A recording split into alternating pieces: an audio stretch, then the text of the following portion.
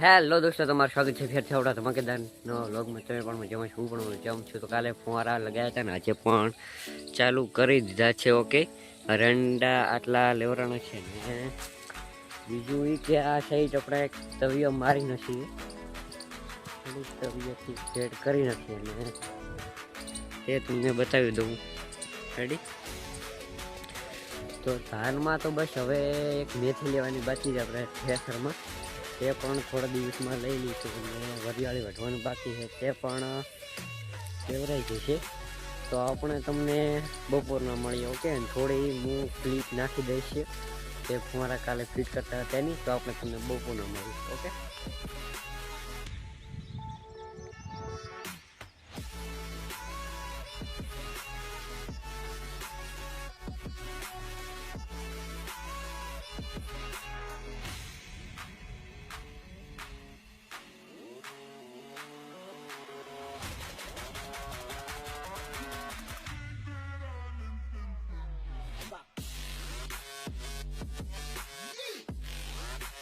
દોસ્તો તો આપણે હવે આવ્યા હતા આંબા બાજુ, આંબાની કેરીઓ જોવા માટે અને ઘણી બધી મોટી થઈ ગઈ છે. હું તમને થોડી ઘણી ઝૂમિંગ કરીને બતાવું ત્યાં કને ઉપર. ઠીકઠાક હવે મોટી તો થઈ ગઈ છે. હવે મેન ઉનાળો આવશે તાર પાકવાની તો છે જ એટલી વાર સુધી ધીમે ધીમે મોટી કેરીઓ થશે. અને આ આખી આપણી બંધા બાજુલી આંબાની લાઈન છે.